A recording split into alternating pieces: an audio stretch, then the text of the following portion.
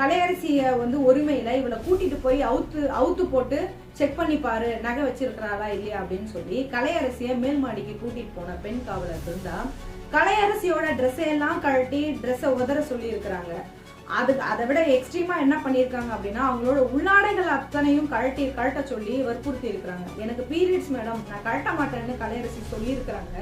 திருடன நகைய அதுக்குள்ள வச்சிருக்கியா அப்படின்னு கழட்டுடின்னு சொல்லி காவலர் பிருந்தா சொல்லி இருக்கிறாங்க. போலீஸ்காரங்க கொஞ்சம் கூட மனிதாபிமானமே இல்லாம நடந்திருக்கிறாங்க. அவங்களும் நம்மளும் ஒரு பொண்ணு தானே, அவங்களும் ஒரு பொண்ணு தானே அப்படின்னு யோசிக்காம பேசியிருக்கிறாங்க, செய்திருக்கிறாங்க.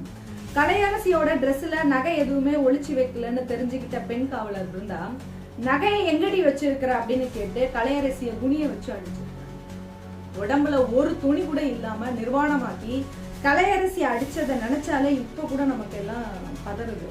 அடுத்து வசந்தன்னு ஒரு போலீஸ் வந்திருக்கிறாரு, காவல் அதிகாரி வந்திருக்கிறாரு.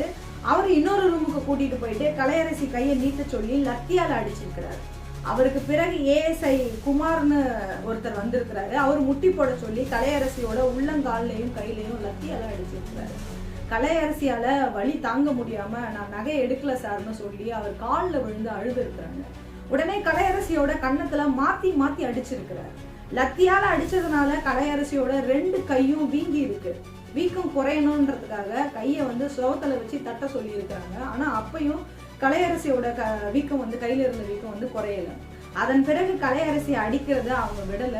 நைட்டு 1 மணிக்கு வரைக்கும் அடிச்சிருக்கிறாங்க. 1 மணிக்கு பிறகுதான் வீட்டுக்கு அனுப்பும்போது காலையில வரணும்னு சொல்லி அனுப்பியிருக்கிறாங்க. மறுநாள் 12ஆம் தேதி காலையில 7 மணிக்கு கலையரசி அவங்க வீட்டுக்காரர் அர்ஜுனனை கூட்டிக்கிட்டு ஸ்டேஷனுக்கு போயிருக்கிறாங்க. ஆனா அன்னைக்கு முழுக்க அவங்கள வெளியில நிக்க வச்சு நைட்டு 10 மணிக்கு எஸ்ஐ சத்யா உள்ள கூப்பிட்டு அப்போ ஹோட்டல்ல சிசிடிவி நாங்க செக் பண்ணோம், நீ எந்த தப்பும் பண்ணல, நகை அவங்க கிட்ட தான் இருக்கு, புகாரை வாபஸ் வாங்கிட்டாங்க, நீ வீட்டுக்கு போலான்னு சொல்லி இருக்கிறாரு சத்யா.